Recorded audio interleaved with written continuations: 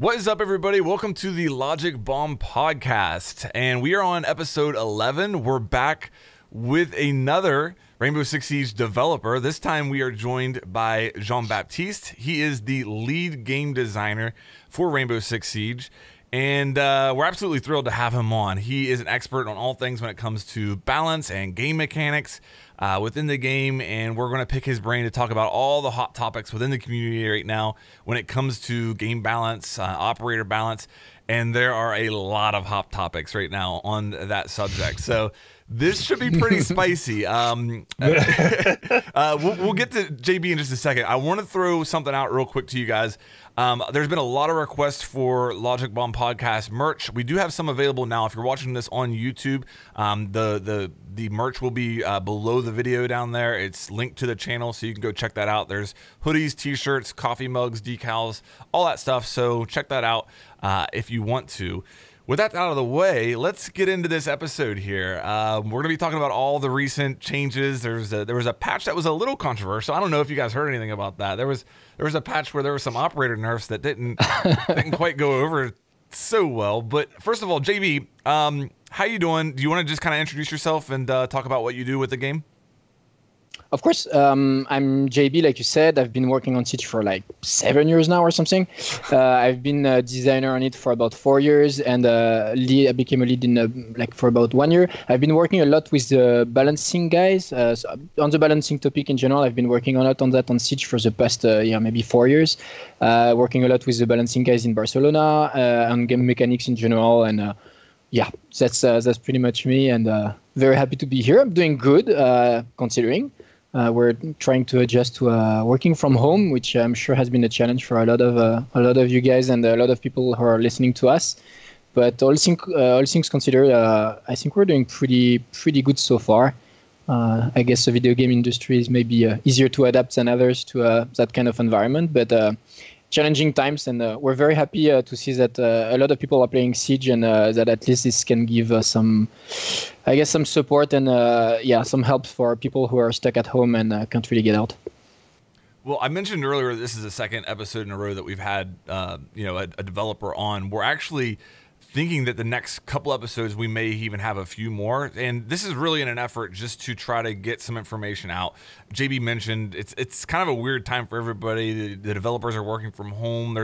It's just different for a lot of people. So and talking with some of you guys, I think there is an effort to try to get some communication out. So hopefully we can help assist in that. And so for everybody watching who's maybe a fan of the podcast, you're probably going to see more of this over the next few episodes, so stay tuned for sure. But back to you, JB. Thank you so much for taking the time to come on. This is going to be really exciting.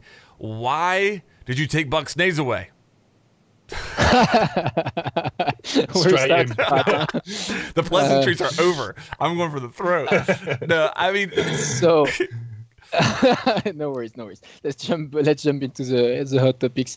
So just first things first, I want to be very, very clear that I'm not the one taking the decision. The people in Barcelona, so the balancing cell, are the ones that are in charge of the balancing, which doesn't mean that I don't support the decision. On the contrary, I fully support and always check everything with them and discuss with them everything that they're doing, but they have our full trust to do it. And so it's a permanent conversation. So a lot of the things that I'm going to say should mirror what they think and the way they reason. I might sometimes do a few mistakes, so I hope they'll forgive me if I sometimes betray a bit their reasoning. For Buck, I know that it might seem like in the context of the current metagame, where we definitely have this issue of attackers not having enough resources to destroy defenders' utilities, or defenders having too many utilities, which is just two ways of looking at the same issue. It might seem very weird, but when we look at how incredibly useful Buck has been during the Six Invitational or just more recent matches, it just felt like he's doing a bit too many things too good. So it's one way to try and maybe give more room to other attackers that and let him maybe have a little less room than he has currently. But here again, we're listening, so maybe it's a good idea. We'll see what the results are, and maybe it's not. Maybe it doesn't work, and then it's like gadgets have always been some things that we're willing to play with and change. So there's no problem with trying something different if this one doesn't work. I thought that was one of the reasons, because if you look at the designer notes for quite a while, Buck's almost been in the perfect position. So one of the questions that people might ask is, particularly with the timing, with people talking about in Pro League the 20-second meta and the getting rid of the utility, and Buck's grenades being so key to that, what is the thought process really? You've given grenades to all these other operators, and you just want to try to kind of push them in by sort of removing something from such a popular operator. Is that really what the thought process is? Because I mean, you could say that. The complex thing to keep in mind is always this difficulty of having different populations that we're working with. Like, yes. I don't think Buck is really an issue in high rank games. Like in terms of just win rate or presence, like pick rate is not really an issue. He's in a pretty good place. I think he's more problematic in Pro League, where he's taking a huge amount of space, and attack in general in Pro League right now, and for a while has been fairly stuck in terms of what kind of team you can select. But we're always moving between these two populations, so it's not always it's not easy to find the right balance between both. You also have the thing with Buck where you can remove the top section of a wall, and then when you have grenades, you can remove batteries, keys, safe anchor spots, and the same with deployable shields. Like there's a lot of maps where you can put your shields and you'll have to use your grenades in front of them. There's also a lot of maps where Buck could go below, pop a Goyo shield, he could open up a doorway, and then he could also remove batteries. Yeah, he's incredibly flexible. Like he has a great gun, a great opening. Like he's doing so many things so well. And I get why it's frustrating right now, because there's definitely this issue with defenders having too many utilities and attackers feeling like they just have to go through this step by step of getting rid of these goddamn utilities on defender side, which is I really get that. So I really get why it's not it doesn't seem ideal right now. But there's a lot of constraints, and I think we're just trying to figure out what can we do in the short term, which is like that kind of change is definitely a short term one. And because it's easy to do, and what can we do maybe more in the long term to work on these metagame issues, like the ones that people are complaining about with this utility removal simulator. Do you think we're going to see the same with Buck as we did with Meister and Ash, for example, where like when you remove the ACOG from them, their win rate went up a little, but their pick rate went down quite a bit? Do you think it's going to be the same, where like the people that are really, really good with Buck are still going to play him and find ways to live without the grenades, and then the people that pick him for the grenade are probably not gonna, they're gonna swing towards Maverick or Sledge or something else, and then change the meta up a little bit like that? It's very possible, very, very possible. I would need to be sure about that. I would need to look at how Buck was being used in terms of tracking before, and how many of his skills were coming from the grenades. But it's a very possible scenario, yeah. When you look at like a nerf, well, I call it a nerf, but like removing Buck's frag grenades, I think it's pretty safe to say that, I mean, nobody was really asking for that to happen. I can't remember hearing a single time, like even as much as I'm on Twitter or in my YouTube comments, nobody was ever like, hey, they need to remove Buck's frag grenades. Correct. So when you're doing something like that, when you're making a change that the community hasn't asked for, what's your approach there? Are you thinking, we know what's best for the game, we are seeing something in the data and we think that even though the community's not asking for this, we think that this will make the product better in the long run? Or like, how are you justifying that, doing something that nobody's asking for or maybe even wants? So I guess, it's a very good question, and there's several aspects that we need to talk about for this one. So the first one, I think, is it's always a delicate thing to say the community is asking for something, because who is the community and who is talking? Like, the community is huge. We have so many players. Like, we have pro players, very high-ranked players who are just a very small portion of the whole audience, and then we have a huge amount of people who don't talk at all, who don't go to Reddit, who just don't express themselves. And so just evaluating who is the community and what do they need is already a complex thing. And so we believe that our mission is to try to make the mission as fun as possible and as successful as possible for everyone. And we're fully aware that, of course, some people have maybe more to say about balancing than others. Like typically, professional players are know more about balancing than your average player. That's for sure. They're much better and much faster at learning the game, understanding the consequences that a certain change is going to have. They're just a lot more proficient at doing that. So we consider them experts on that. But even an expert isn't necessarily the right person to take the decision. An expert is the right person to tell you this is probably what's going to happen, to deliver an analysis. The thing is, in terms of objective, we don't necessarily always have the same objective as the pro players. The pro players' objectives are to make a living out of playing the game, and to do that, they need to master it at any given time. So every time we change it, it's complicated for them because we're pretty much asking them to rethink how they play every time. So we're disturbing what's happening, and sometimes it's fine because they're ready for it, and sometimes it's just not comfortable because they feel like they're not going to have fun with this new way, or they feel like it's going to give them a lot more work, or there's tons of possible reasons why they won't like a certain change. But the key thing here is that our objectives are not perfectly aligned with the professional players one. We have slightly different objectives. Most of the time, I think they're compatible, but we don't necessarily always look for exactly the same thing. And I think there's another aspect to your question, which is I think we have to acknowledge that in terms of communication, we have not been very good in these past months, because the way we set up our communication pipeline, and especially the designer notes, was built before the changes landed on the TS. And there's a big gap between the moment where it lands on the TS and the moment where we can actually explain why we're doing what we're doing. And I don't think that has helped at all, because when we saw the reaction, I think it was typical for the last patch note. People just didn't understand what we were doing at all, and we can't blame them. We didn't we were not explaining it at all. So it's completely our fault actually. We should and we're changing the way we're doing that, and we're going to make sure that our explanations land at the same time as the patch lands on the TS. It's not going to be a magical thing. We're still going to do mistakes and sometimes have to correct things during the TS, but at least there will be some context of why are we doing this? I think that's probably one of the biggest things, because a lot of the changes, whether I agree with them or not, I think I can understand why they're being made, but it should have been explained. Yeah. Mozzy's super shoddy. I get it. It's harder for him to get away. It requires more from other players to it's like everything forces people to work together more instead of doing all the things by themselves. And that makes sense. I think a lot of people would have said that, well, it should have been the C4, but then he can still roam just as effectively. He's still as annoying with drones. But that there was nothing mentioned until the designer note came out. I think that was where a lot of the frustration came from.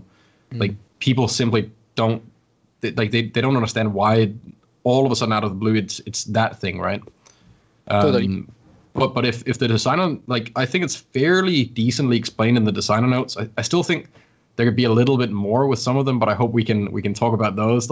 Of course, Jaeger, for example, the 2-2. I mean, hey, I'm the first to enjoy it. Whenever I hear a Jaeger scream in the background, I get a little happy. But out of all the things that could have happened, like a change to the ADS, change in numbers of ADS, why the 2-2? Does speed have that big of an impact on a character, or is it more of the frustration factor, or are people just less likely to play 2 speeds than they are to play 3 speeds? Is that how the numbers are gonna, or what made that happen? Why exactly that?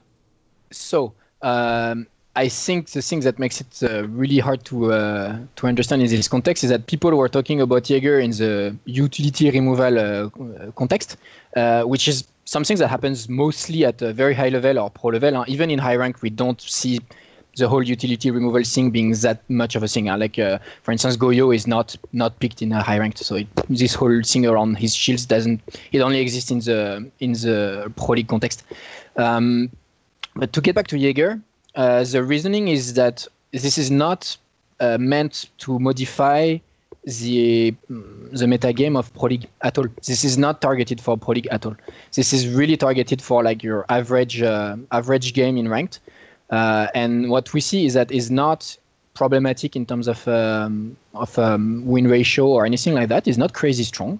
It's just incredibly popular. Exactly. Yeah. It's just picked all the time. It's pretty much there almost all the rounds.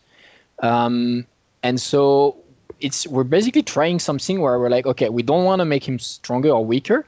Is there a way to just like, we don't want to make him feel bad, but is there a way to just maybe give a bit of his popularity to others and give some room for to breathe for other defenders, other roamers like Vigil or I don't know, and we're trying this. Honestly, it's because other than that, honestly, it's hard to say what exactly should be nerfed. I understand that in the Pro League context, maybe you could discuss nerfing the ADS in various ways, giving one less or reducing the range, or like there's different things that could maybe work in the Pro League context.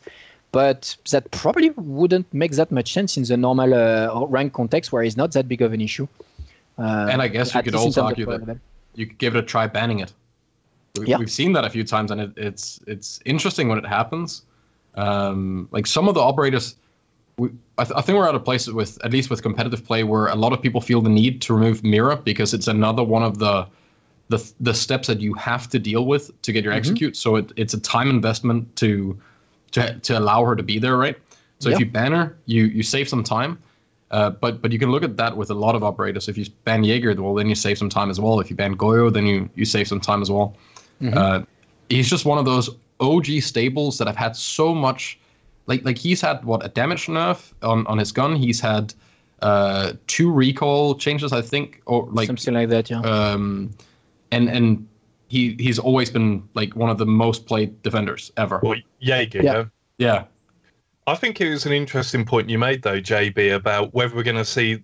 It's like a mentality of the Jaeger main mentality, right? And I think perhaps you are going to see a spike in the Vigil or the Ela as a result of this. For the people that do want to maintain that free speed and the roaming around the map and being able to collapse back towards the bomb sites. So that for you, that would be a positive, would it? If you saw a 15% increase in Vigil or Ela or someone like that, and result in decrease in Jaeger, to you, that's a positive. It's a positive if people like that kind of change. Like if people feel like, okay, we're playing maybe a bit less against Jaeger and a bit more often against different roamers, and that feel good, then it's a very positive change. Just seeing the number change is not like the number doesn't mean anything in it of itself. Like we want people to have fun. So the number is just a practical way of looking at reality. But if the number move and people say they hate it, it's not a win. Like it's definitely not a win. So it's really going to depend on what happens. It's just that very often we announce something, people have a very a first harsh reaction to it. And then when we look through time what happens, actually it might not be that bad. So we always try to take a bit of time before taking too seriously reactions. I think we take it seriously when people get to really play with it. Like if people play with it and spend 2 times playing with it and are like, we don't like it, then we take that very seriously. Before, maybe not that seriously. I think Castle is a good example of one of the operators where the numbers don't tell the full story, right? Like he has such an immense skill ceiling. You can be so effective and so good with him. And the fact that he got the super shot he added, I know that like from a competitive view, that is insane, right? Like he is many times better than he was before, because now you can run deployable with him, or you can run impacts if you want to.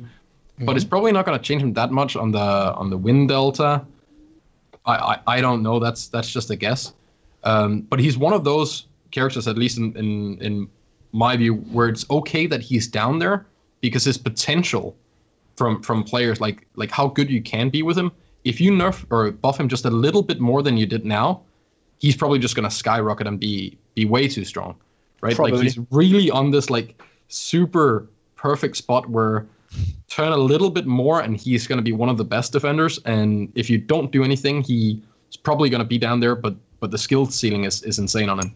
Yeah, he definitely doesn't need a buff. Ideally, he would need ways for him to be less punishing when played at low level, but it doesn't need a buff. Thinking about like that Jaeger that we mentioned, you know, taking him to a 2-2 instead of, tweaking his utility at all. You also look at that patch as a whole. To me, there's a lot of utility buff in there. I mean, we talked about Buck losing frags, but we didn't talk about his skeleton key got buffed with more ammo. So is it fair to say that you all are reluctant to nerf utility over fragging capability? Is there any bias there at all? Like, are you more likely to nerf Jaeger's fragging capability by making him a 2-speed than you are to nerf his utility?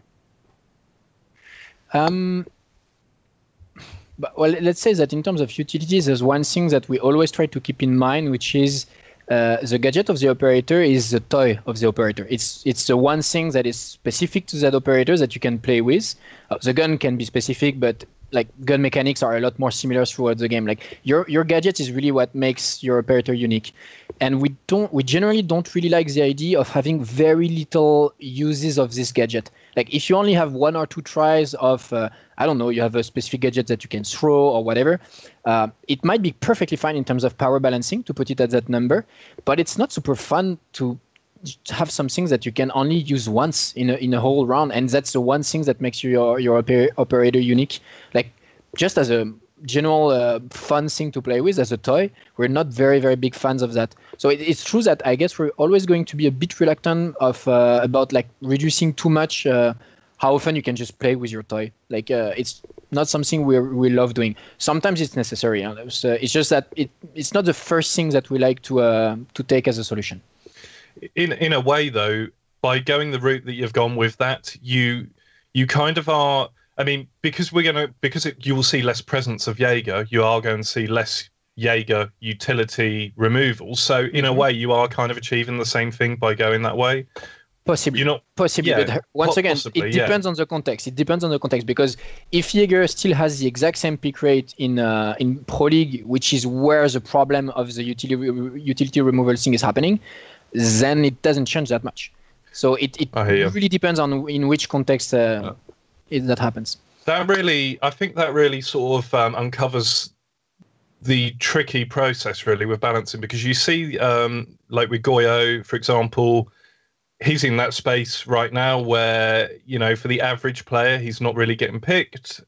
He's got like a low presence, low win rate, yet he's been nerfed. So you can understand why the community look at that and think, bloody hell, and you touched on it with Buck too, where there was a consideration around the Pro League, actually.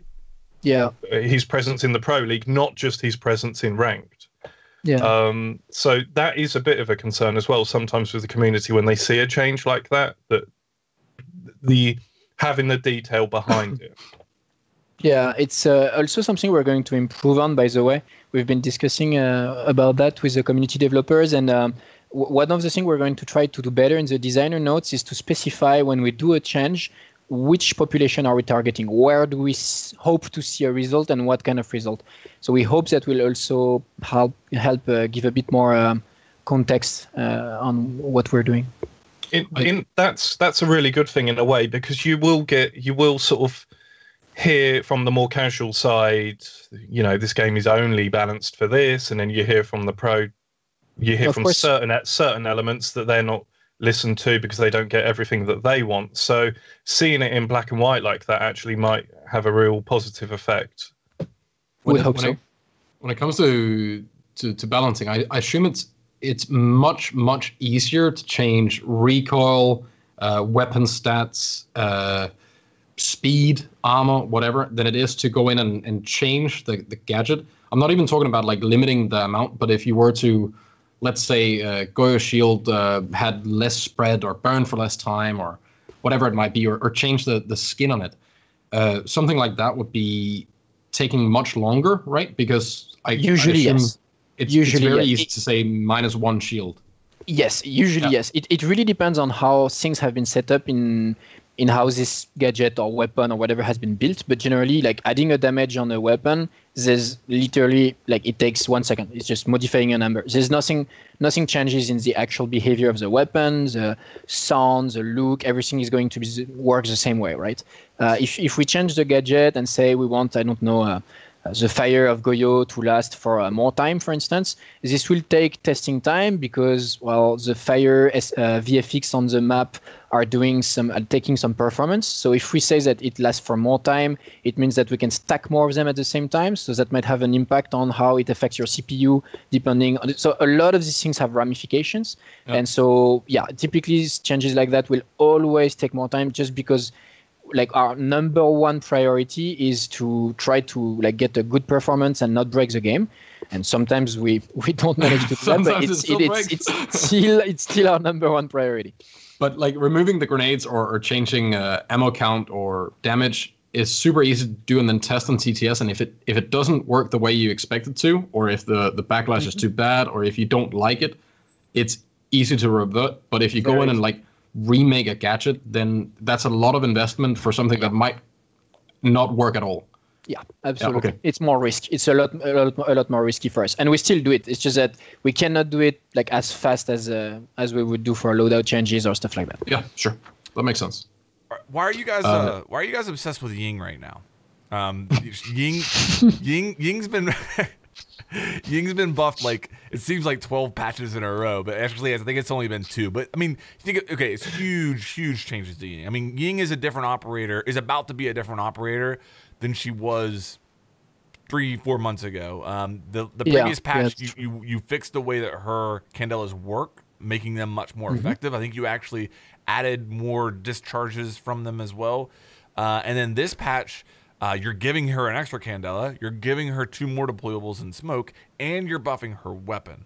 What's the thought process there? JB's a Ying main.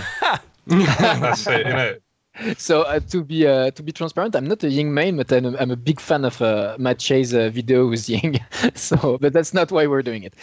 Promise. No, I guess we're trying to encourage people to try her again because a lot of people tried her in the past and might not be aware of how good and fun she can be.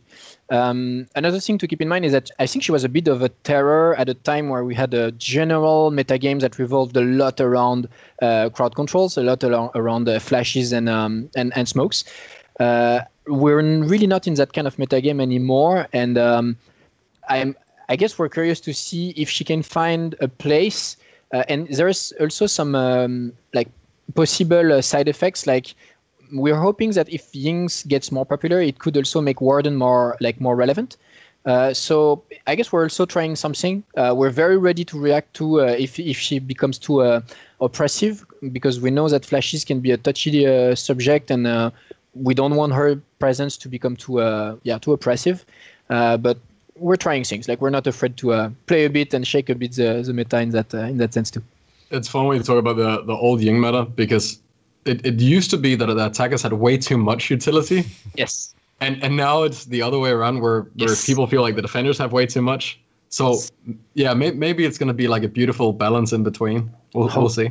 We'll see. The gun just got reverted back to its original stat, right? I think. Because it got nerfed in damage at some point. Oh, did it? And now it's gotten buffed again. So I think it's just back to its... I think it's back to its original damage now. I remember it getting buffed at one point because it used to be that you couldn't destroy a frost trap with it, and while mantling, and then that changed at some point. Oh, yeah. But I'm not. You couldn't do enough damage basically before you landed on it. Too low, I think, is what it was. I don't know.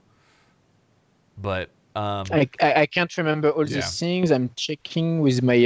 Don't worry, neither can we. I have access to all the things. So let's see. Operator, we're talking about. Oh, you got a list of the whole thing. Wow. Actually, yes, I do. I was gonna say we can just Wikipedia it as well. It's there. Every patch. Well, I know. While you're looking at that, I know this is how Ying originally launched. I don't know as far as the weapon damage, but she originally in the test server when she originally hit, she had smokes and Candelas. Only 3 Candelas. Maybe she did have 4 Candelas actually, and those were removed before she hit the game. I'm pretty sure the smokes were removed. Oh. Yeah, she released risk free. That's for sure. And she did have smoke. Huh? She did have smoke in the past, which were removed because of the whole thing with the thing. Yeah. So I mean, the times they are changing. Like we'll see if it fits or not. It's fun. I'm looking at it. I'm seeing. So I might not have all the changes because it's error prone what I'm looking at. But I'm only seeing the recent buff to the gun. I can't find another moment where it was modified. It might have been modified, honestly. I believe your paper more than my memory, to be honest. It's not the best.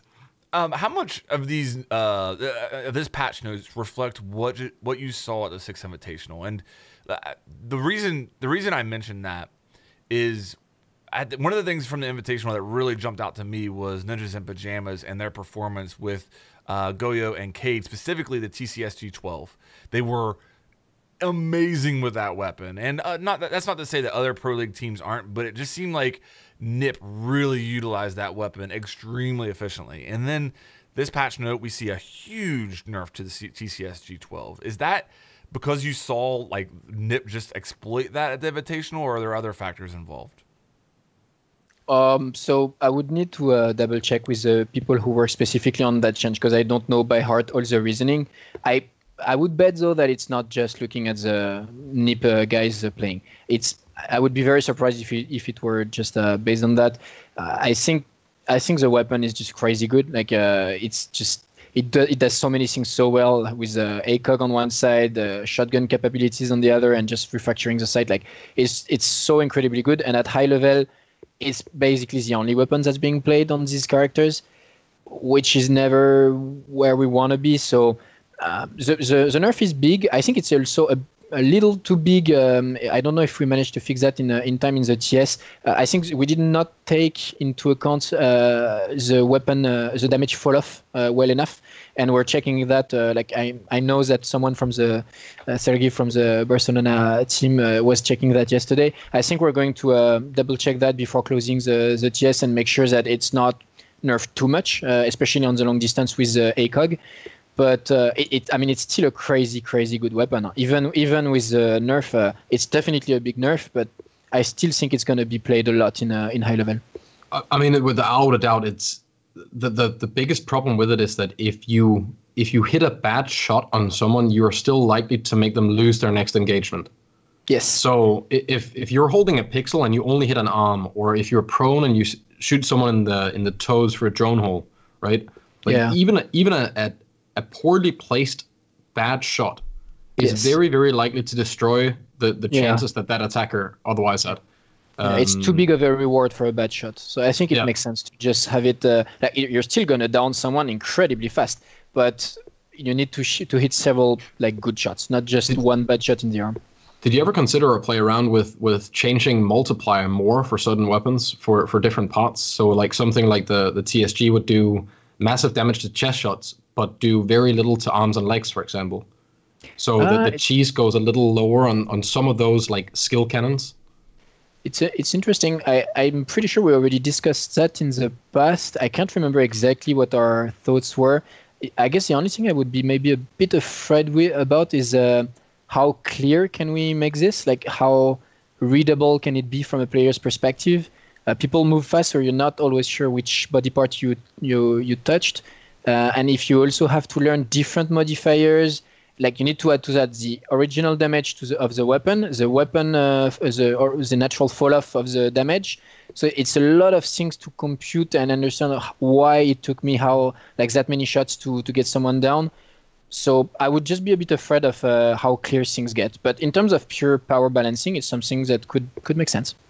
I mean, with limb penetration being added, it will be a little less frustrating, at least, because if you were shooting someone in the shoulder, you're still going to do chest damage, right? Yeah, absolutely. But yeah, okay, fair enough. I just wanted to ask you one more thing about because obviously, with regards to Ying, I understand that her presence is like really low. I mean, it's been low for a very, very long time. But I mean, you touched on it a bit, but I just wanted to be sure of it, because obviously the concern is that it could become oppressive, quite quickly. You guys are sort of ready to step back on that and say, okay, maybe the 4 Candelas was, you'd happily roll back that quite quickly to 3 Candelas or remove the smokes or approach it a different way. You would do that? You're sort of standing by. Okay. Oh, very much so. Yeah, we could remove one candela if it's too much. We could decide to like remove the smoke and get back to the previous loadout if needed. Like this, yeah, of course, there's nothing problematic here. It's very like we were saying with Ironic just before. These are very easy changes. Because obviously there are some operators who like have a fairly low presence who, you know, okay, you can move them up a bit, but there are others who are quite low on the presence where people are fairly happy about that. Do you know what I mean? Because because of how their gadget works, you know. So yeah, Absolutely. Yeah, like Dokubee's another one. Yeah. Well, Yeah. those secondary gadgets coming in, the new ones, the proxy and the hot breach. Mm-hmm. I mean, we're gonna have to see way more secondary swap arounds. So there's gonna be like quite a few operators that must be, or well, maybe not quite a few, but at least someone is gonna lose something to get this new stuff. I can only assume that has to be. Is that something you are already like? You don't have to say which ones, but have you already like kind of decided who that's gonna be, or? So the final decision is not taken, but we've been playing around with a lot of different scenarios for gadget distributions for several months now, because we have like long-term objectives for, especially for the breachers, the secondary breaching gadget in attack, because we're really hoping that we can like make the composition a bit more varied than they are right now by adding this. So yeah, we're playing with distributions and. Yeah, it's going to be very important to try to find something that makes sense. But we don't expect to hit it as soon as we release it. There's going to be some iterations, but we're definitely going to try to shake things around a lot with this new distribution. That's a great question, and I'm glad you mentioned that, Zeronic, because that has the potential of changing everything. I mean, it really does. I mean, we could be looking at this game in 6 months and being like, this changed everything, and not necessarily. I don't necessarily see the proximity doing that as much as I see the hard breach secondary gadget doing that. And again, we don't know exactly how it works. I mean, obviously you do, but yeah, I mean, you just think about, you know, if you give that to the right operator, you could see their pick rate skyrocket. You could see that free up, you know, some sites where you're attacking. Right now, you're bringing a Hibana, a Maverick, and a Thermite, you know, and you can eliminate maybe 2 of those operators and free things up dramatically. So I'm really excited about that change. One of the things I wanted to ask about, it's been kind of a hot topic within the community, is the whole 20-second meta in Pro League right now. And you guys obviously, you know, you mentioned earlier you're listening to pro feedback and something that's very important to you. Is it frustrating at all for you, though, to watch, to hear the pros talk about the imbalance between defender utility and attacker utility, but to still see them ban Thatcher on a regular basis? But, I mean, we can no, but we can only we can't. Yes, it can be frustrating for sure, but it is what it is. Like we have to act on it.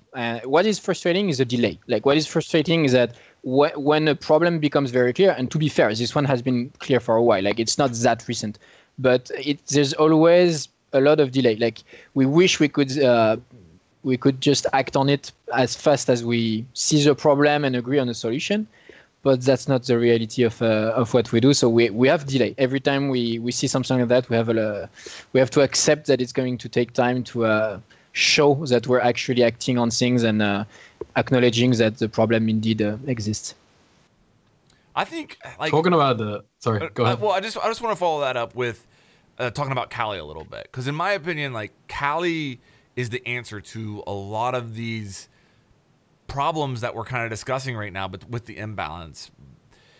The issue is that there's a lot of players who don't feel comfortable with Kali due to her having a sniper that has a scope on it that doesn't exist in the game anywhere else, and you know that makes her a little uncomfortable. Her secondary option is something that a lot of people don't feel comfortable with. Some people love that weapon. I fall into the category that just has never felt comfortable with the CZ. So are you guys looking at Kali at all? Because are you okay?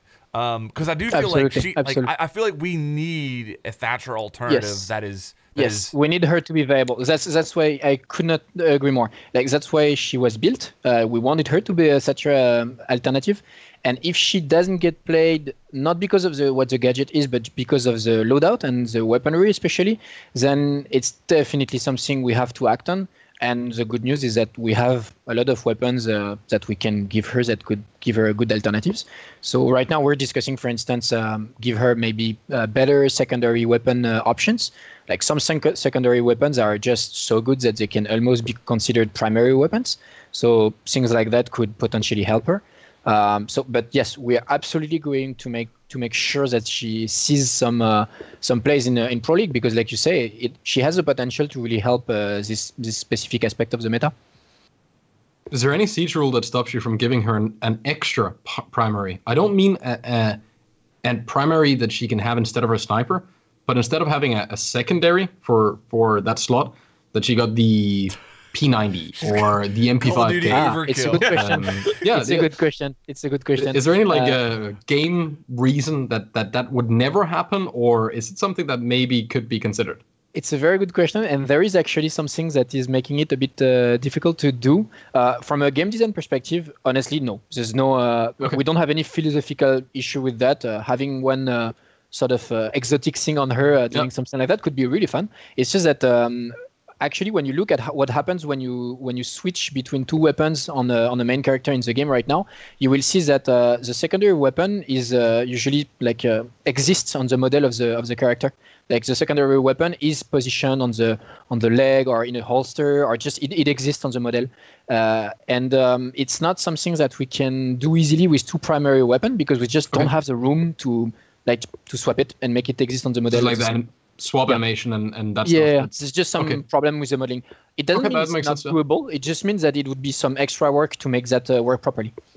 So Cali P90, let's go. I'd play them all for sure. No doubt about it. Absolutely. That's a good point that Alex brought up there, and it's something you hear a lot within the community that I'm hoping you can provide some clarity on. And I talked about this a little bit with you in Barcelona whenever I was there, but I'd love for you to talk about it again on the podcast here. But you hear the community say a lot that the game engine is holding this game back, or that that things would be different in this game if the engine wasn't so old or whatever. Is the engine holding this game back? Are there a lot of examples in this game where you guys want to do something but just can't because the engine won't do it, or that something within the game doesn't exist that's preventing you from doing it? So as a warning, when I begin my answer, I will start by saying that I am by no means an expert of how our engine works. There are people who are incredibly gifted in our team working on that, and I'm never going to try to answer for them. The only thing I guess I could say is that from my experience, when we're working on new things, the things that are slowing us down and making it difficult for us to release new content have rarely been clearly linked to something that is like a big tech constraint coming from the engine. Most of the time, the biggest difficulty we have is more that we're a live game and we have 4 years of content behind us. And we need to respect what people think about the game, how they play the game, how they feel about the game. We need to respect that a lot. And we need to be careful in the rhythm at which we bring changes. And of course, the game has to remain live. We cannot take it down for 6 months to make a big change and then bring it back. That's just not an option. And this is the biggest difficulty, a lot more than difficulties or the age of the engine. Like the engine, from what I know, is being updated very, very often, and in terms of performance, and on every level is being optimized and updated. So from what I know, it's actually a fairly good engine. And from my perspective, it hasn't really been the cause of what has been slowing us down. So there's not, just to clarify one more point, there's not times where you or the other game designers are like, we want to do this, and the programmers or the coders come back and you're like, nope, we can't do that. Well, it does happen, but the thing is, this is some things that happen in any game development. Like you can't say every time you do a game, you have a set of constraints that you accept from the beginning, and that are going to define a lot of the compromises and sacrifices that you're going to make.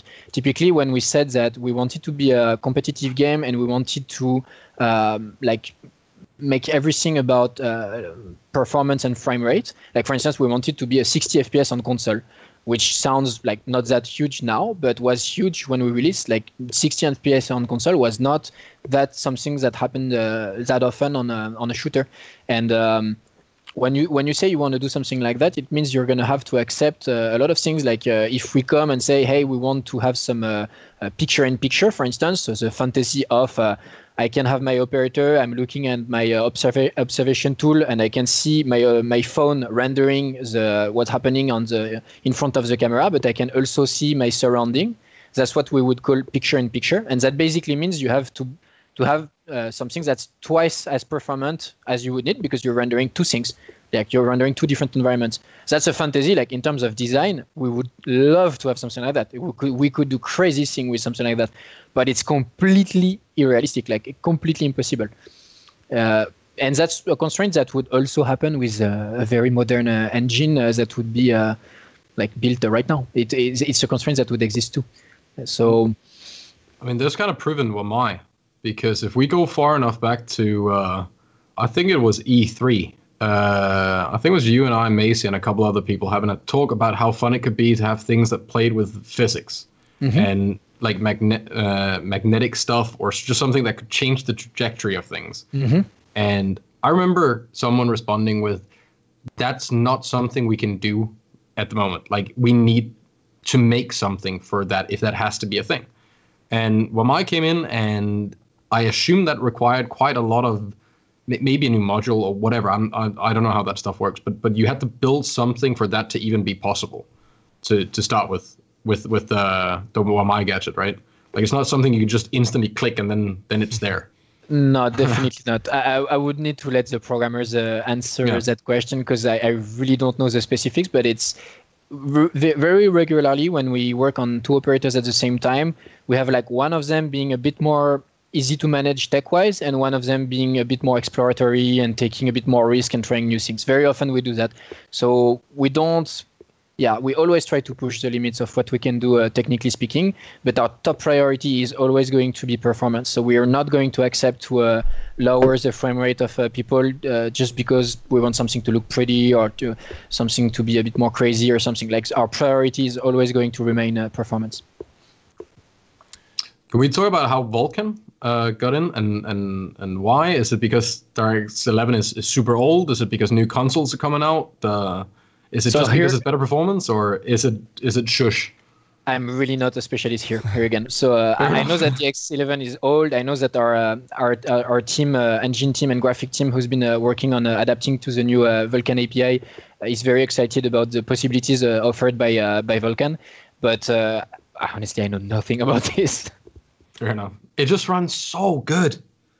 Yeah, I'm glad, man. That's good. I get 50 FPS more. Wow. Like I jumped from 240 to like 300. That's great. Just by going on Vulkan.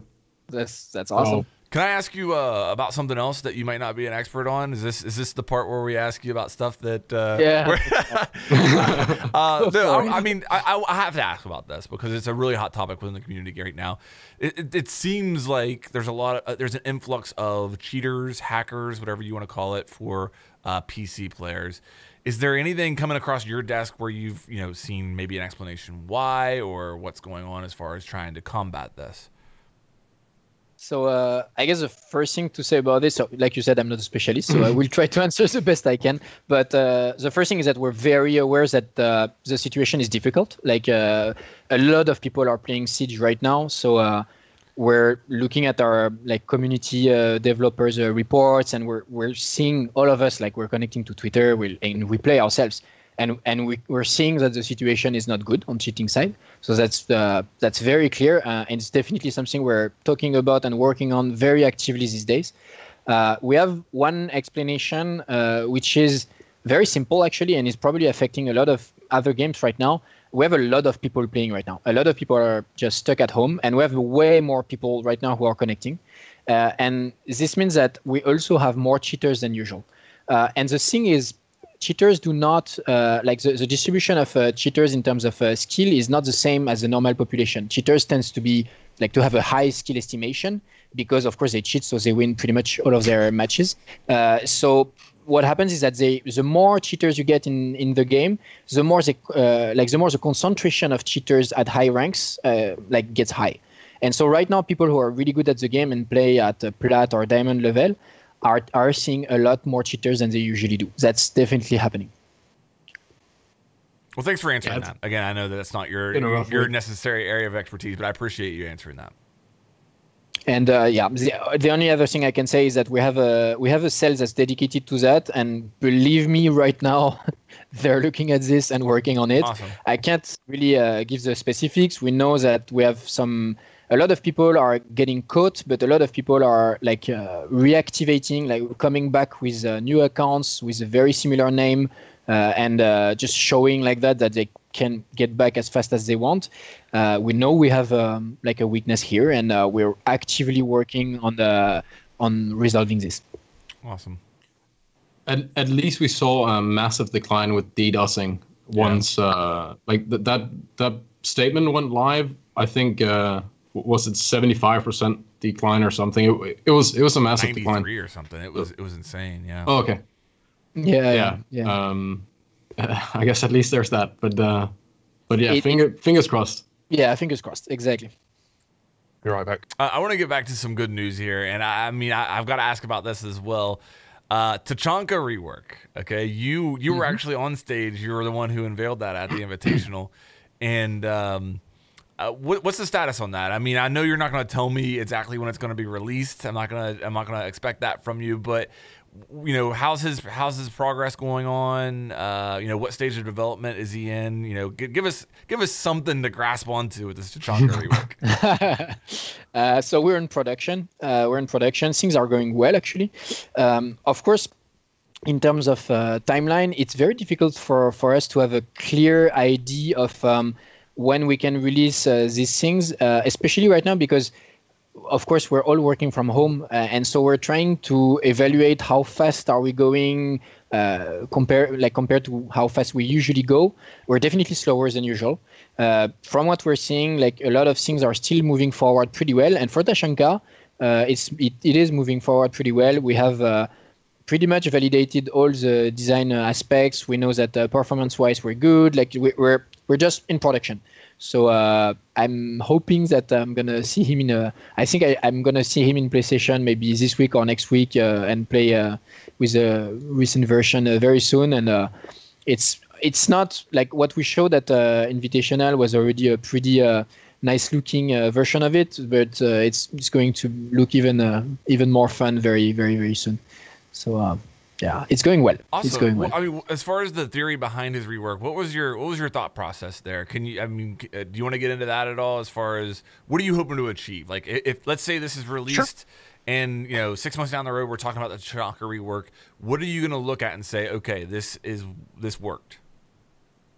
Sure. So the thing is, in the past we said we wouldn't touch it. So I guess it deserves some explanations.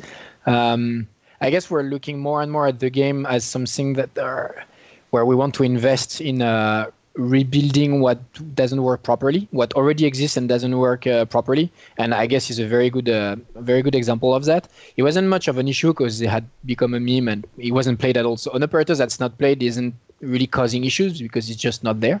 But at some point, it feels a bit absurd, especially because the thing is we still had to support him, technically speaking, and the turret was causing a lot of bugs and issues. It was used a lot for exploits. It was causing a lot of issues, and it feels really absurd to spend money and time to fix something that's not even adding any value for legit players. So at some point, we felt like we had to go back to the drawing board.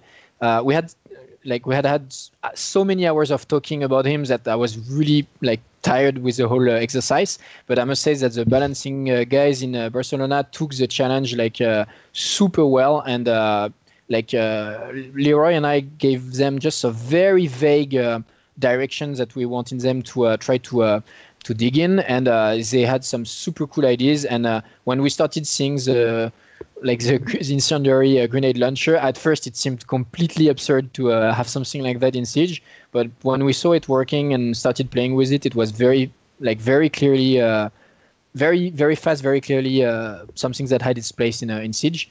And try to maybe finish answering your question. From what we've been seeing and the feedbacks we've gotten from people playing with him, the pros that played with him and all, we believe it could be a very high skill alternative to Smoke. Awesome. That's what it looked like from the trailer that we saw in the reveal. He looked like, area denial, but he's also got the capability to open up spaces, like Smoke. So I'm really excited for Chanka. Was there a public ETA announced with him, or is that not? Is there like a season where we are to? I don't know if that's public. The only information we gave at SI was second half of the year. And okay. I cannot add soon. No. I'm not pushing you for more. No. That's fine. You can tell me after, though, right? Yeah. Can we just think about the fact that House and Tachanka are both getting reworked? Yeah, I know. And they're like ubiquitous with Rainbow Six Siege, right? Like the idea of House from the very first like reveal trailer and this meme lord of Tachanka, who's actually looks like he's actually going to be a really useful operator. Yeah. So what's happening to that now? Because Tachanka has been like, the Lord, the meme king, build around it, all of that. And he was probably there because, let's be fair, he was absolutely useless. Mm-hmm. And it was fun to use that. So who's going to be the next one? Because from all I've seen, like he's going to be pretty decent. He's going to be a viable, like really interesting operator that's probably going to see a decent amount of play. So who's going to be the poster boy for Siege now? It can't be one of the good ones. Your guess is as good as mine. Huh? I have no idea. It's going to be Jaeger if they keep going. Oh yeah. That's the plan. You've just revealed what the secret plan is. Would that be funny? It's Put Jaeger into Tachanka's spot. Yeah. I mean, it was more like the Tachanka meme to me was more than just him being useless. Like his character sounds came into it. Like the way that he screamed, he had the best. Him and Castle both have like the best screams whenever they get shot. Like it was just. But you know what? In all honesty, and this is why I said that I would not want the job of reworking him a long time ago. I said that because, in all honesty, if I'm playing Tachanka, I'm having a lot of fun. You know what I mean? Like, yes, he's not viable, and yes, I don't play him very often. But the times that I did select Tachanka, I was having a lot of fun in the game. And you know what I mean? It's like it was kind of like a mindset thing with Tachanka. So, a ton of respect for the people who took that job on. That would not have been easy. No, it was not easy. Definitely not. There's a lot of it's a big challenge to keep his identity while trying to make him like relevant in Siege. So I don't know if you touched on it while I was out of the room, but did you mention how long it took to get to where you sort of are with him now? I mean, how long has that been going on in the background? Like how many iterations, how long has he been iterated upon to get to this point? It's been a long discussion because we really had doubts. Like the whole difficulty was, okay, what is his identity? Because if his identity is the turret, then we're doomed because the turret cannot work. There's no way we can make an immobile operator that works in Siege. And so we had to find a way to identify what is his identity while moving away as much as possible from this concept. And that was difficult. Like we had a lot of discussions and back and forth before we found a concept that we believed in and that proved relevant when testing it. So to the person watching, if they wonder sort of like how long a rework at this scale takes, I mean, you're talking 12 months plus? Yeah, something like that. Yeah, all considered, like from beginning of discussion to the moment where it ships. 12 months plus. I'm looking at the. Go ahead, Alex. Yeah, I'm looking at the designer notes now, and for a very, very long time, even though he's been nerfed and changed, Jackal has been a top band operator. Mm-hmm. And Thatcher hasn't really changed that much. There was the one thing where it added like the delay or the cooldown to get some gadgets instead of destroying them. Why is he still so far up? And the same with Mira. Is that something where was the nerf not strong enough? Is that maybe like Mozzie lost his shotgun? Should Jackal maybe lose his? Or how much does it matter if the same operators are being banned so much? Because you mentioned that it kind of sucks to have Tachenka, in game if he's not really being played, and it must be the same if you have operators that are just getting banned all the time. I know it's taken mainly from high ranks, but I assume this probably travels down the ranks as well with Mira and Jackal at least, right? I can tell you that Jackal's banned in the low ranks. Okay. Yeah. Yeah, so with Jackal and Mira. It's a tough one. I mean, I think with bans, we have to accept that bans, the ban mechanic is going to be used differently in different contexts, and Pro League bans don't have much to do with ranked bans. What we're seeing in ranked bans is mostly what I would call comfort bans and not tactical bans. And well, I guess there's a part of us where we're a bit disappointed with that, and we would like to see it being more used in a more tactical manner with more team composition in mind. But at the same time, if people dislike an operator and we give them a way to not see that operator, is that a bad thing? I think it's always good to have some control on what you're playing, and that's the same reason why we're working on a map ban. And that's I think it's okay. We have to accept it. For someone like Jackal, I think I've given up on trying to find really fancy explanations. And right now, what I believe is that simply people like to play hide and seek and just don't like having someone that ruins that. Mm-hmm. There could be tons of other explanations that are more fancy and maybe more subtle than that, but I wonder if it's not just as simple as that. I mean, you're going to be whacking them all anyway, because if if Jackal goes away, it's just going to be someone else that's mainly at the top. I think almost everything we can think. I want to argue that a little bit because Jackal. Well, look at defense. Well, okay. Let me throw my point out and then finish. Jackal counters an entire play style. Like Jackal doesn't counter an operator. Jackal doesn't counter, vertical play or you know what I mean. Like Jackal counters an entire play style, and there's also a very direct cause and effect. I got Jackal pinged, then I died, and that may happen with other operators, but it's not as punching you in the face as hard as you're being tracked. You know what I mean, and everything going off. I think Jackal's overbanned. I 100% will admit that right now, but I understand why he is. I feel like. Yeah, I agree. Yeah, I get it as well. The weird thing is that he isn't picked that much when he's not banned. So it's funny that people don't want to play against him, but they also don't want to play him, right? That it's just a weird mechanic, but I think it happens with all the bans because I think no matter what, even if Jackal goes away, I think someone else is just going to take that place and be the number one ban all the time. Yeah, and it's going to be like the default ban, right? That's for sure. There's a big. It's not as simple as that, but there's definitely a correlation between our frustration surveys and the bans, and they both have the same mechanic where if you propose a ranking, which it is what it is, right? If you suggest people to ban operators, they will ban an operator. Most of the time, they're not going to say no ban. They will ban someone. So at any given moment, there will be one or two or three operators that will just take the aggro and be the ones that people focus their anger on. So I think it's fine. And it's always gonna be less likely to be the operators that people want to play the most, right? So we don't see as many Ashe or Sophia bans, and we don't see as many Jaeger or whatever bans as we do with the operators people maybe don't like to play against, but aren't as likely to play either. So there is some sort of correlation there. Yeah.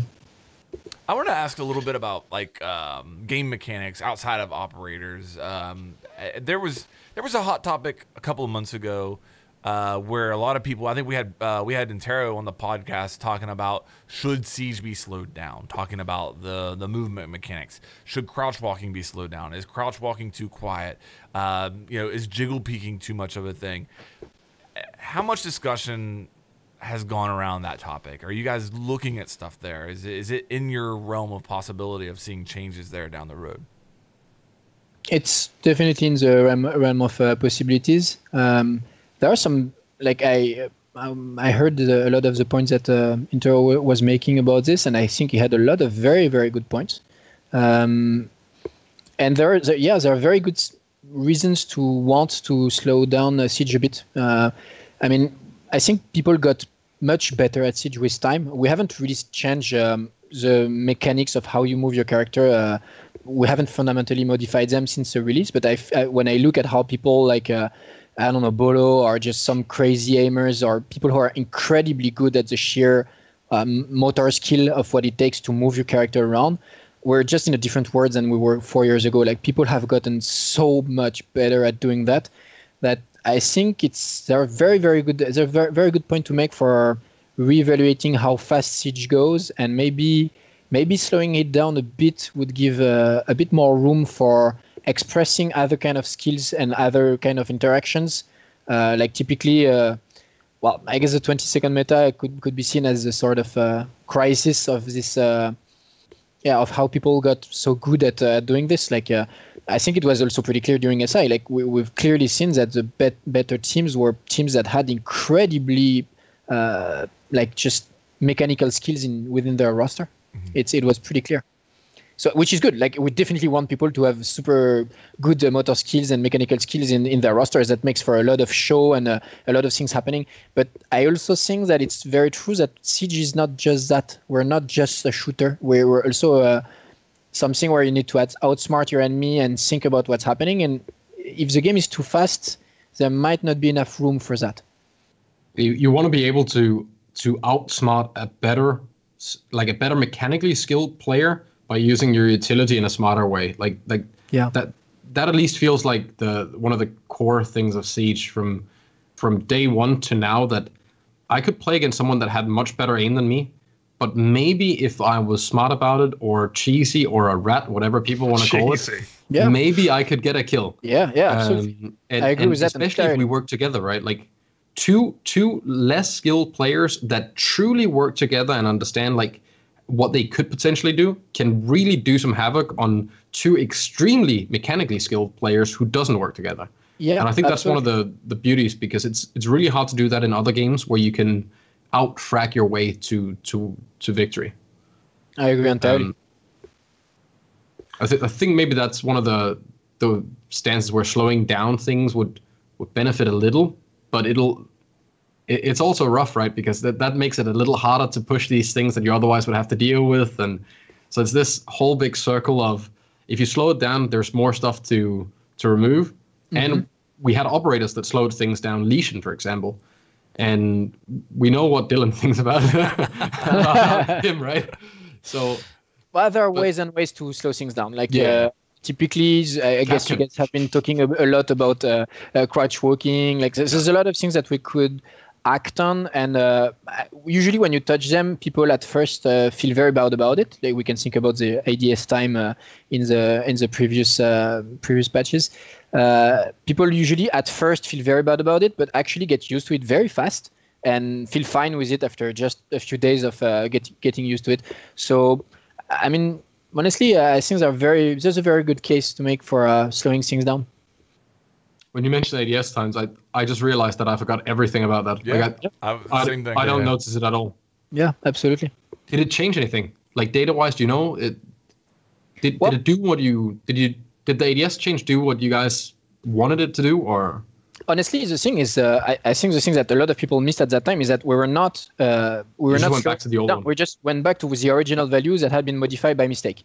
And when we were doing that, we were just thinking, okay, this change was not voluntary. The acceleration was coming from an animation refactor that had an impact on the data, and that we didn't want that. And the thought process was simply that we did not want Siege to be faster, including ADS time. And I actually think there's a good case to make for it to be slower, like you guys were suggesting. That was probably one of the things where the communication could have been better, because the way it came out, it sounded like, we're changing the ADS time, not we're reverting a bug that happened earlier. Yes, but it was in the tiny text at the bottom. We're not clear enough about this. Yeah, totally agree. That's one of many changes, though, in the past where we've seen things like that happen. That reverts the speed of the game, because obviously, I remember the quick peeking. That was actually changed. That was actually slowed down, if you remember. The accelerate, and also drop shotting. Yeah. Drop shotting was just like that was sorted out overnight like that. So I wonder if I'm not going to hold you to this, but are there any like specific examples that you can think of where you would go in and you would say, look, that could change the pacing of the game a little bit, or would you rather not? Would you rather not put some examples out there? Because obviously, like, this is something that, you know, I don't want you to say something that you're going to be held accountable for. But is there are there specifics that you would come to mind? There's no big secrets here. I'm not going to get too specific simply because I really want to test things and be sure about what we're doing before promising anything. But there are a lot of things that you guys already discussed in the podcast or with other guests that make perfect sense. Like once again, crouch walking right now is probably too fast and probably too silent. So that's a typical example that you guys talk about often and that I think I agree with. And there are other things, even like in the past we've slowed down a little bit the free speeds by making so that they could only keep their original speed by having the handgun in the pistol in the hand. We could go a bit further than that if needed. Yes. And there's a lot of things that we can do. I think it's just a matter of trying to find a way for it to feel smooth and to not feel frustrating, because when we slow things down in the wrong way, it can get frustrating. So we just need to find the right way of doing it. Because you want to slow the game without making anyone notice it's been slowed. Because if people find it sluggish, then people will notice at first. Whatever we do, people will notice at first. That's for sure. But if they forget about it after a few days, like they did with the ADS time, then we strike the right chord. So we'll see. Because I suppose where I was coming from with that question is I think like maybe there isn't one big overarching change that you have to bring in. There could be like multiple changes. For example, the balance between speed and armor, right? Like, you know, speed is always seen as the better thing to have. But like, I feel that armor could be made a little bit better so that it is actually a real decision when sometimes you're looking at similar operators. Often you will just go, like, I want speed. So there's a way of getting to that final answer through different avenues. Yeah, definitely. There's a lot of things that I cannot talk about yet, but we're working right now on a lot of things about like operators' loadouts, operators' speed, operators' armor, how each of these things affect each other. Like we're working on things that right now that have the potential to change what Siege is drastically and how you build a comp drastically. It's just that everything, of course, is a bit slower than usual with the whole pandemic happening. But we're working on these things, and things will be happening in the next 2 years that will change Siege drastically. That's for sure. Wow. Ooh. That's awesome. Yeah, so one of the things I wanted to ask you about was, like, obviously we know at some stage it was said during the reveal at the beginning of the year that you're looking at secondary gadgets, and we know about 2 of them, right? But moving forward, the content that's coming is going to switch from a focus of being just solely sort of like operator based, and there's going to be other sort of content and changes coming into the game to keep it fresh. And one of the things I was thinking, there are some primary gadgets in the game now that, like obviously the exothermic charge is an obvious one. That's going to become a secondary gadget of some description, I would imagine scaled down. But have you thought about like Kali's gadget? Or like Ash's gadget, like scaling that down, and that could be a secondary gadget, and you could then repurpose these operators with these gadgets. So like Kali's focus actually could just be as a sniper, rather than having this thing sort of like crowbarred in that she's going to compete Thatcher. So then you could have like a scaled down, like nowhere near as good as Thatcher, but you have a secondary gadget version of that, or Ash's breaching round, something like that. So we have discussed absolutely exactly about that. And we have discussed about it for Thatcher, for instance, because right now he's been playing a very key function for a long time on attack, and we know what happens when a specific operator is the only one to do that. We have metagame issues. Kali is supposed to help with that. Like we discussed before, the reasons why she wasn't doing that as well as we hoped, and what we could do to try and solve that. Using secondary gadgets to try and solve these issues is also something we believe in. We're doing it for the hard breaching, and we will do it again for other functions. And explosives or way to disable electronic gadgets are absolutely functions that we're looking at for our future secondary gadgets. I don't know yet exactly in which order we will tackle what. But yes, this is something that we believe in as a potential solution for that kind of rigidity in the meta. Wow. Yeah. Because obviously, like with secondary gadgets at the moment, the frag grenade is the one that is used to remove. Yes, and the frag grenade is a very good example of something that was designed before the game released, and probably wouldn't make it into the game as is right now if we were to make a new secondary gadget, because it's just so incredibly good at doing different things that are so crucial. Like it's incredibly good at flashing out someone or killing someone from below, but also it has this crucial role of being one of the only way to clear utilities out. Like, of course, you have some operators that are specialized in it, but from a secondary gadget perspective, it's pretty much the only thing. Like, you don't really have another good way to get rid of a Goyo shield, or you don't like. So this is one of the issues. Is that absolutely?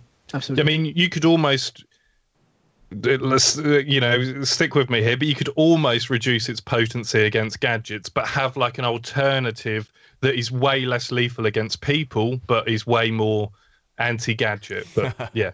Are you looking for a job? No. We won't go. I have one question before I throw it to Flank, because I know he's tripping with a very rough one. Weapon attachments.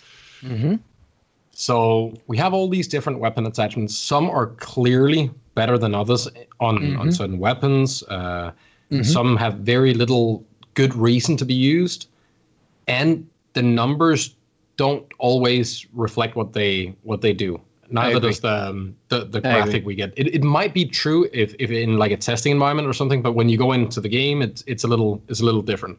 Mm-hmm. So, are you looking at a proper overhaul on some of the attachments to? Yes, my colleague Mathieu Lacombe, who's working a lot on weapons that you might have met already in events, or my colleague is working on that, Matt. And we have very big things in the pipe. But here again, I wish I could say more, but I don't want to. That's more than enough. I just want to know that Heavy Barrel isn't going to be. We agree with your diagnostic, like your analysis of the situation. A lot of things are unclear. A lot of things are also presenting choices that are false choices, where actually one or two of the options are clearly the best one, and you should never touch the others. And this is not good. Like, this is definitely not something we like. So, and we believe we have relatively simple ways to solve that. So, awesome. That's all I wanted. Wow, a lot of good information here. I'm gonna put you on the spot, okay? Because that's just how I am. I'm always difficult like that. But I'm gonna two questions here, or a two-parted question. Give me one example of a balance change or tweak or something that was made in the past where the community initially reacted very poorly to it, but the data came back and you were like, I told you so. It turned out to be a great change, even though the community really resisted it. And then also give me an example of some type of change you made in the past that you regretted. Okay, so I'll take as for the first example, where the first reaction wasn't very good, but we actually ended up feeling like this was the right call. I guess I could take a very old change that was Thermite losing his frag grenades. At that time, Thermite was, I believe, the only hard breacher when we took them out.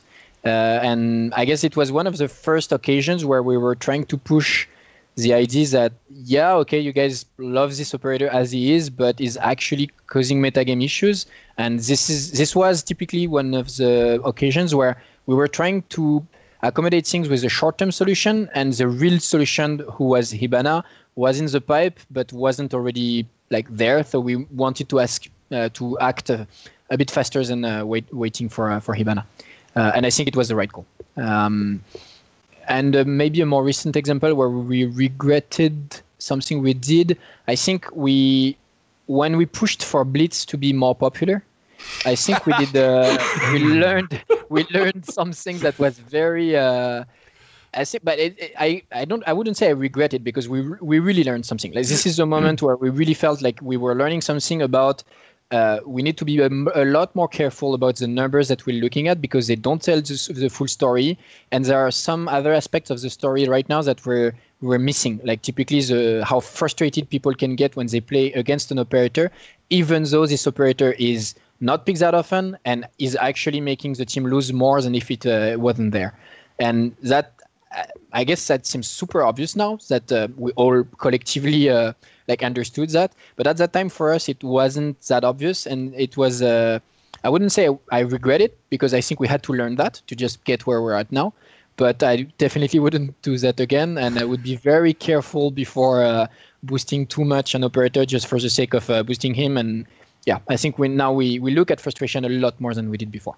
That's a be careful what you wish for type one, because I remember there was a lot of talk back then about making, because Blitz a bit more picked because his pick rate was so very low. In fact, I think it might have been before you guys even did the designer notes. That I'm not entirely sure, but yeah, that is a big and the Thermite one, crikey! Like retrospectively now, it's so obvious, you know, to have the only hard breacher in the game with the best secondary gadget as well. Mm-hmm. I thought you were gonna say SMG ACOG. That SMG ACOG could have been that was a mistake. Bring that one back. I remember playing Pro League SMG ACOG, FMG 9, and C4 and Smoke. Like, oh my god, that was special. See, oh my god, I thought he was going to say removing ACOG from Bandit and Jaeger, because that I remember everybody being up in arms on that. But I don't think anybody would tell you right now that was not a good change for the game. I can't think of anybody that would argue that point. But that happened before the recall changed as well. So back then, when you were playing Jaeger, you were basically just like dotting a few random shots on the screen, and one of them might have been a headshot, and then you felt really good about it. But the whole screen was shaking, so it's completely different to play now. Definitely. Well, JB, I know we're approaching the end of our time here. I just want to obviously thank you so much. This has been, I mean, a great discussion. Hopefully, you know, people understand a little bit more what goes into the balance of this game. And, you know, I think you mentioned it in the beginning, but I do want to shout out the whole crew out in Barcelona. I know there's, you know, people in Montreal as well as in Barcelona that really spend a lot of time on these aspects of the games. And, you know, huge shout out to them. I also want to give you the opportunity here to kind of talk to the community if you want to give kind of a closing statement. I mean, you know, there's been a little bit of back and forth with the community, especially with this most recent patch. So if there's anything you want to, you know, talk about with the community right now, you know, please use this platform to get that message out. Well, I guess it's important for us to acknowledge that we haven't been really good in the ways that we were communicating, in some of the choices that we've been making especially in the last patch note. I think also that it's difficult for us to. It's not that easy to adjust to the new working conditions, where a lot of us are home. We're maybe a bit slower at communicating between each other.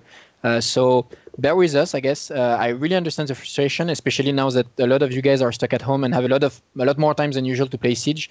I guess a lot of the issues are feeling like worse than they used to.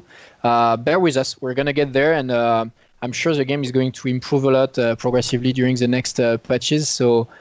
Yeah, bear with us. Just have some patience, and we're definitely listening. It doesn't always feel like it, but we look at community reports every day. We have community developers looking at what you guys are saying every day. We definitely listen a lot more cautiously when things are being said nicely. We're humans, so it definitely works better to get our attention. But yeah, we know when things are not working well, and we're watching. Don't worry. All right. Well, thank you so much. We really appreciate you coming on. Yeah, thank you so much. And thanks for being so open and honest about these things with us as well. We really appreciate that. Thank you for having me. It's really, really cool. Hopefully we can have you on again at some point, you know, not too distant future. Yeah, I'd love that. Absolutely.